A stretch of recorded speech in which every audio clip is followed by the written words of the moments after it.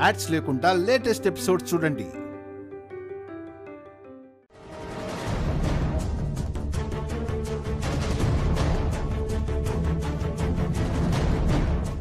నీకు బెయిల్ వచ్చేలా చేసింది నువ్వు బయటికి రావడానికి కారణం వీళ్లేనమ్మా.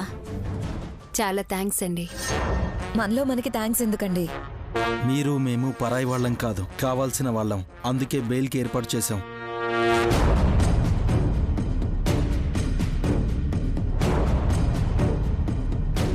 కావలసిన వాళ్ళమ్మా? అసలు మీరెవరు? ఎలా మేం మీకు కావలసిన వాళ్ళమయ్యాం? మేము శౌర్యకి బంధువులం. మా అజయ్ మావయ్య గురించి మీ అమ్మగారు మాట్లాడిన దాన్ని బట్టి దగ్గర వాళ్ళు అయి ఉంటారనిపించింది. ఎలా అనుకుంటే ఏం గాని మా అమ్మాయిని బయటికి తీసుకురావడానికి సాయం చేశారు. మీ మేలు మర్చిపోలేము. అది వదిలేయండి. మీరు మా అజయ్ మావయ్యని అంతగా విడిపించమని చెప్పినా మావయ్య ఎందుకని పట్టించుకోలేదు? అసలు నన్ను విడిపించాల్సిన వాళ్ళు, నా గురించి పట్టించుకోవాల్సిన శివరాం గారే నన్ను పట్టించుకోలేదు. నేనేం చెయ్యాలి?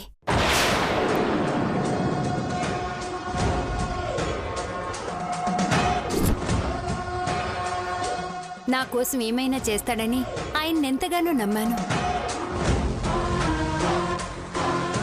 కానీ ఆయన నాకేమీ సంబంధం లేదు అన్నట్టు ఊరుకున్నాడు. అలాంటప్పుడు అజయ్ గారు ఏం చేస్తారు?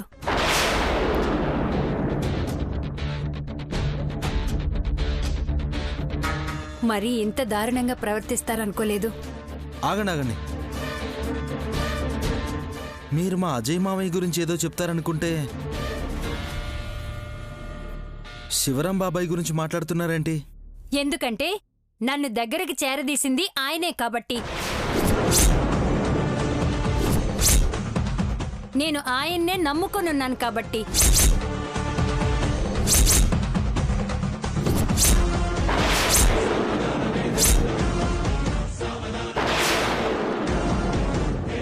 నా మెళ్ళో తాళి కట్టకపోయినా నా భర్త అంటే ఆయనే కాబట్టి.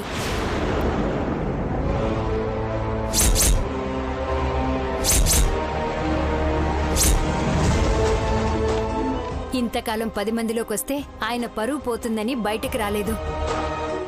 కానీ ఈరోజు ఆయన కళ్ళెదుటే నన్ను దొంగని చేసి జైలుకి పంపిస్తున్నా ఏం మాట్లాడలేదు. అంటే ఇంకా ఆయన గురించి నేనెందుకు ఆలోచించాలి? అంటే మేము అనుకున్నట్టు ఈమెకి అజయ్ మావయ్యకి సంబంధం లేదా? ఏ సంబంధం లేనట్టు నటిస్తున్న బాబాయ్ ఈ కథలో కథానాయకుడా? అసలు ఈ పని చేయించింది ఆ దమయంతో, లేకపోతే దమయంతితో ఆ శివరామే ఈ పని చేయించాడో అర్థం కావట్లేదు. ఏది ఏమైనా నాకు అవమానం జరిగింది. కొడుకుతో అరెస్ట్ చేయించి నన్ను జైలు పాలు చేశాక నేనిక ఆయన గురించి ఆలోచించేదేంటి? ఊరుకోను, అంతా బయట పెడతాను. పరిస్థితి ఇంత దూరం వచ్చింది కాబట్టి ఆ ఇంట్లో దమయంతికి ఎంత హక్కుందో నాకు అంతే హక్కుంది. అవునమ్మాయి, ఇక చూస్తూ ఊరుకుంటే లాభం లేదు. నేరుగా ఇంటికి వెళ్ళి విషయం అటో ఇటో తేల్చుకుందాం. పద. తొందరపడకండి. విషయం మాకు చెప్పారు కదా. మీ బాధ ఏంటో, మీకు జరిగిన అన్యాయం ఏంటో మాకు అర్థమైంది. మేము అవకాశం చూసి ఏం చేయాలో చెప్తాం. అప్పటి వరకు ఆగండి. ఏంటి ఇంకా ఆగేది? ఈరోజు అటో ఇటో తేలిపోవాలి. ఇప్పుడు మీరేం చేసినా అరెస్ట్ చేయించారన్న కోపంతో నింద వేస్తున్నారని తెలివిగా తప్పించుకుంటారు. అందుకే మేం మీ మంచి కోరుకునే వాళ్ళం కాబట్టి మా మాట వినండి. మీరు బంధువులు కాబట్టి మీరు కూడా వాళ్ళ వైపే మాట్లాడతారు. అవకాశం రానంత వరకు, అవసరం ఉన్నంత వరకు అందరూ బంధువులే. మీ రూపంలో అవకాశం వచ్చింది కాబట్టి నిదానంగా మేము ఎవరో మీకే అర్థమవుతుంది. మా మాట విని తొందరపడకండి. సరే, నాకు బెయిల్ ఇప్పించారన్న ఒకే ఒక్క కారణంతో మీ మాటకి విలువిచ్చి ఇప్పటికి ఊరుకుంటాను. అలా అని శివరాం వాళ్ళని వదిలిపెట్టను. వదలమని మేము చెప్పట్లేదు, ఆగమంటున్నాం అంతే. మీకు జరిగిన అవమానం తీరేలాగా మేం చేస్తాం కదా. మీరిప్పుడు ఇంటికి వెళ్ళండి. సరే పదమ్మా, వెళ్ళొస్తామండి. సరే.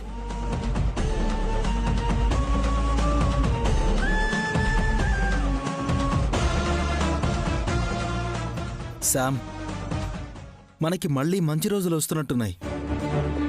ఎందుకో ఉపయోగపడతారనుకుంటే కొత్త ఆయుధం దొరికింది. ఈ ఆయుధాన్ని జాగ్రత్తగా వాడితే ఆ ఇల్లు అల్లకల్లోలం అయిపోతుంది, మన పొగ తీరుతుంది.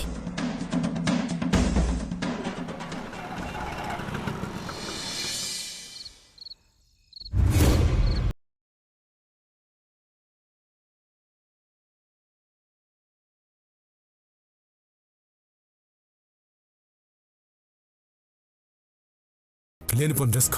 అలాగే వస్తాను.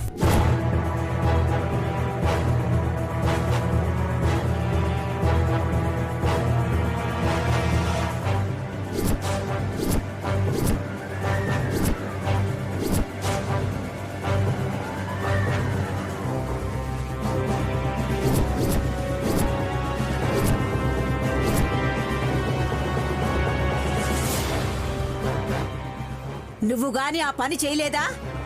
నిజాలన్నీ బయటపెట్టి మీ కుటుంబం పరువు రోడ్డుకి ఈడ్చాల్సి వస్తుంది.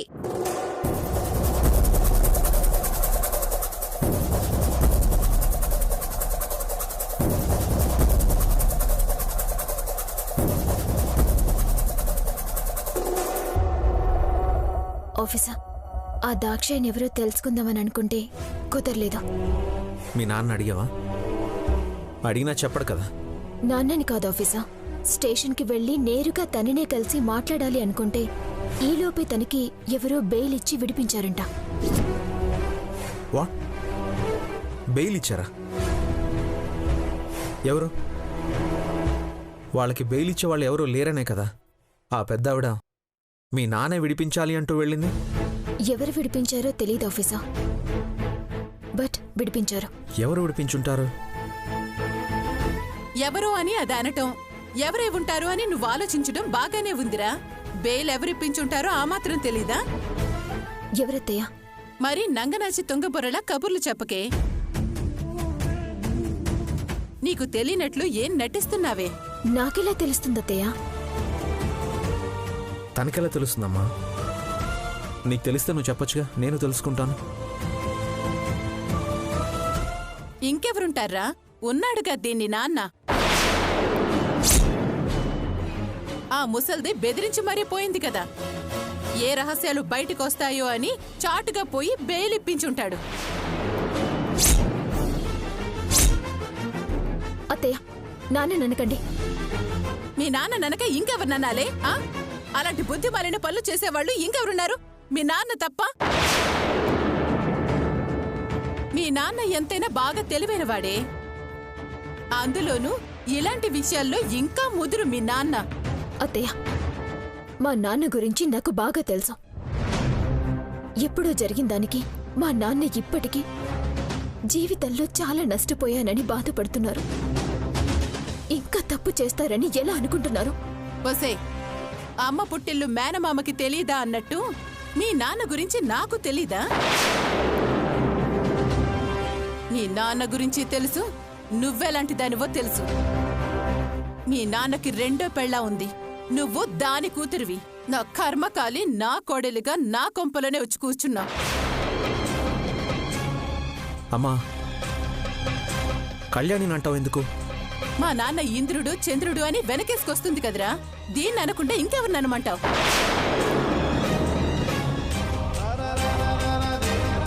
కట్టుకున్న దాన్ని వదిలేసి అడ్డమైన తిరుగుళ్ళు తిరిగితేనే కదా ఇది పుట్టింది. దమయంతి, దమయంతి, దమయంతి, దమయంతి, దమయంతి.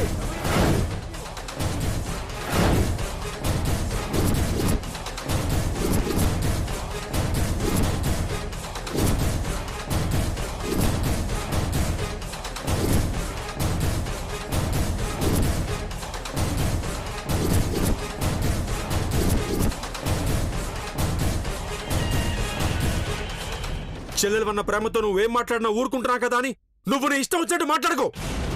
మాట్లాడతాను. ఏ నేనన్న దాంట్లో తప్పే ఉంది?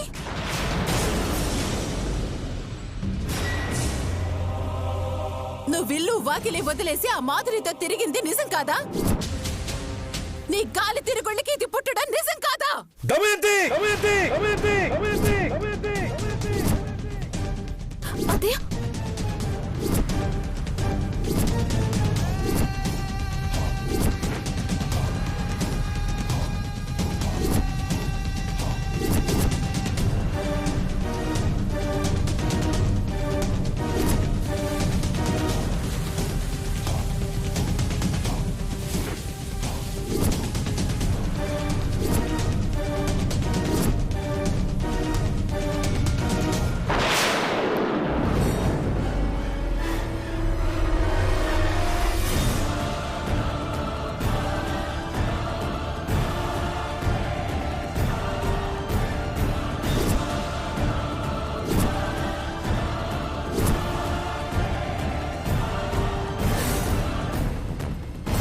నా కళ్ళెదురుగానే మా అమ్మ మీద చెయ్యి చేసుకోబోతున్నారా?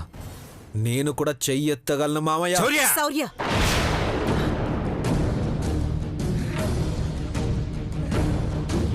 ఏంటిది? ఆయన నీ మేనమామ, ఆయన మీద చెయ్యెత్తుతా అంటావా? మేనమామ అయితే మా అమ్మ మీద చెయ్యి ఎత్తితే చూస్తూ ఊరుకోవాలా?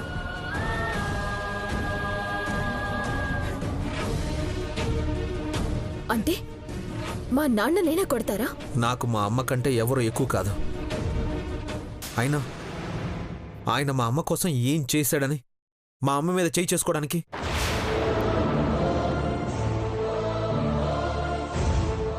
అంటే మీ అమ్మ అలా మాట్లాడటం బాగుందా? మా అమ్మ ఎలా మాట్లాడింది అనేది నాకు అనవసరం. నా ఎదురుగా మా అమ్మని మా నాన్న అంటేనే నేను భరించలేను. అలాంటిది నా ముందే మా అమ్మ మీద చెయ్యి ఎత్తుతారా? చెయ్యి చేసుకోవడం మీకే కాదు, నాకు వచ్చు.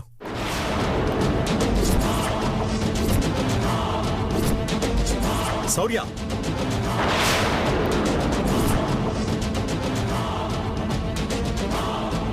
ఏంట్రా పెద్ద చిన్న లేకుండా? మీ మామయ్య గురించి నీకేం తెలుసు? అయినా ఆయన చెల్లెల్ని ఆయన కొట్టుకుంటాడు, తిట్టుకుంటాడు. మధ్యలో నువ్వెవడరా అడగడానికి?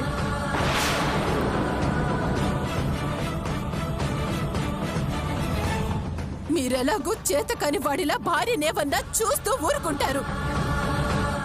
మీలాగే నా కొడుకుని ఉండమంటారా?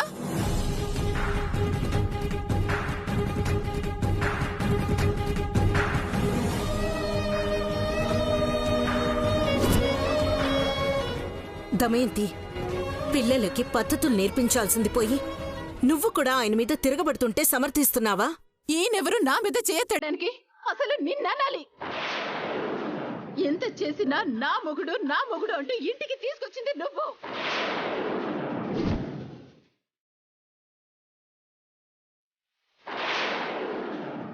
మా అమ్మని ఏం మాట్లాడనీయకుండా చేసింది నువ్వు.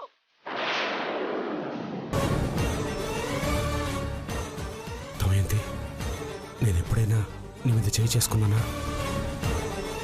నా కూతుర్ని అలా అనేసరికి నాకు కోపం వచ్చింది. నీ విషయంలో తొందరపడ్డాను. ఈ విషయం ఇంతటితో వదిలే, క్షమించమ్మా. నా మీద చేయి చేసుకోవాలని చూసి ఇప్పుడు నన్ను క్షమాపణలు అడుగుతున్నావా?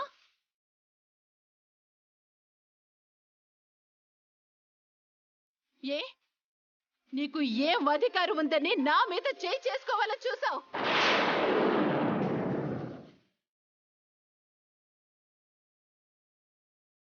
అత్తయ్య, నాన్న మీకన్నా పెద్దవాడు.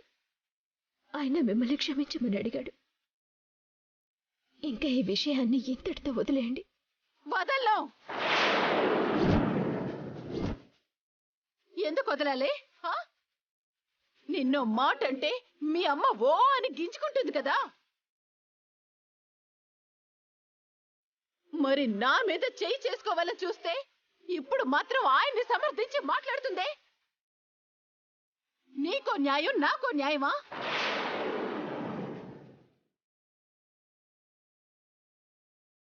అయినా మీ బుద్ధులు అలాంటివే. అందుకే మీ బతుకులు ఎలా తగలడుతున్నాయి.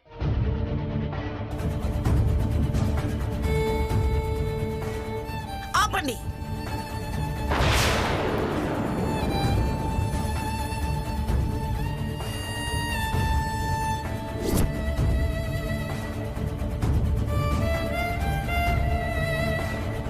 ఏరా, ఇందుకేనంట్రా నువ్వు మళ్ళీ ఇంటికి వచ్చింది? నువ్వు అసలు లేవు అనుకున్నప్పుడే ప్రశాంతంగా ఉన్నానురా. మళ్ళీ వచ్చావు. మా అందరికి మనశ్శాంతి లేకుండా చేస్తున్నావు. మా ఏం జన్మరానిది?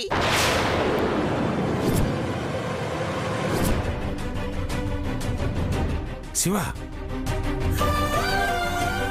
ఏంటో మాటలు? మాట్లాడివ్వండి, నన్ను మాట్లాడివ్వండి.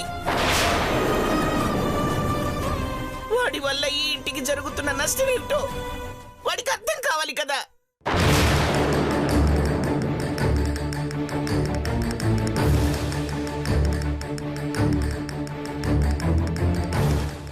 పుట్టగానే మాకు వారసుడు పుట్టాడని, మేము చస్తే మాకు తలకొరివి పెట్టడానికి కొడుకు పుట్టాడని ఆనందపడ్డావురా. కానీ ఈ ఇంటి పరువు తగలబెట్టే బిడ్డవని ఆ తర్వాతే తెలిసింది.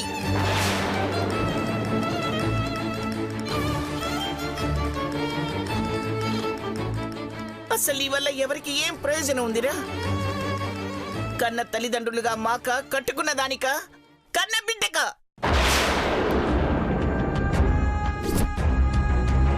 ఎవరికి ఏ ఉపయోగం ఉంది?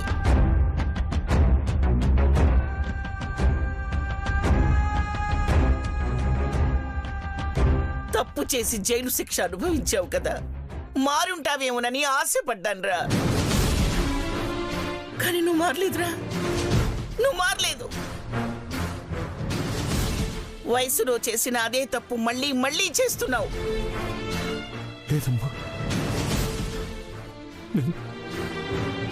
నేను ఎలాంటి తప్పు చేయలేదు. ఇంకేం మాట్లాడుకో.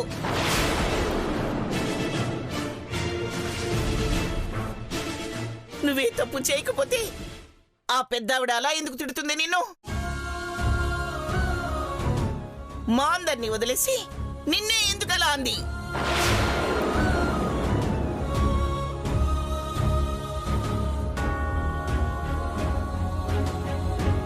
తన ఇష్టం వచ్చినట్టు మాట్లాడుతుంటే నువ్వెందుకు మాట్లాడలేకపోయావు? నానమ్మ ప్లీజ్ అలా అనొద్దు. మీరెలా మాట్లాడితే నాన్న తట్టుకోలేరు.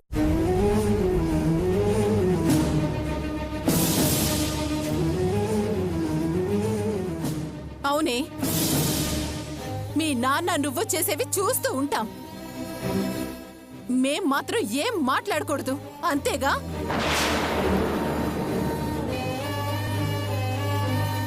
ఒకసారి ఇంటి పరువు తీసావు, అది సరిపోదంట్రా నీకు? ఈ వయసులో కూడా మళ్ళీ మమ్మల్ని బాధ పెట్టడానికే వచ్చావా? ఊరుకోమ్మా. ఎలా ఊరుకోమంటావు? ఇంతకాలం ఏం జరిగినా గుండెల్లో పెట్టుకుని భరించాం, బతికాం.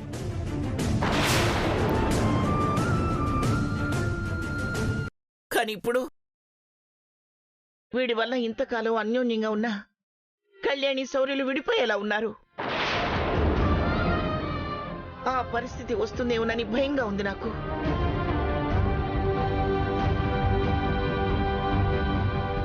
ఛీ!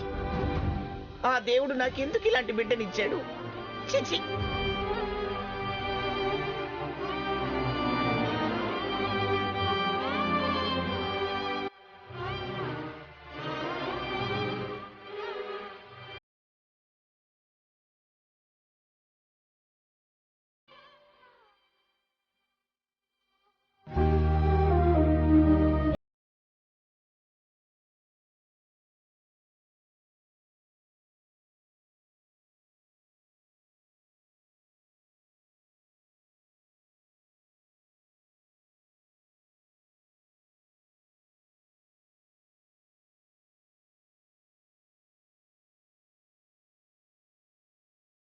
తప్పు చేసి జైలు శిక్ష అనుభవించావు కదా, మారుంటావేమోనని ఆశపడ్డాన్రా. వయసులో చేసిన అదే తప్పు మళ్ళీ మళ్ళీ చేస్తున్నావు. ఏవైందమ్మా ఈనాడు చినబోయాడే సూర్యుడు, కణకణలాడే ఆ కళ్ళు కురిపించాయా కన్నీళ్ళు. కనిపించని ఆ మనసు వెన్నని ఎవరికి తెలుసు, అంతా తన వాడే అయినా తను ఒంటరి వాడే. ఏవైందమ్మా ఈనాడు చినబోయాడే సూర్యుడు, కణకణలాడే ఆ కళ్ళు కురిపించాయా కన్నీళ్ళు.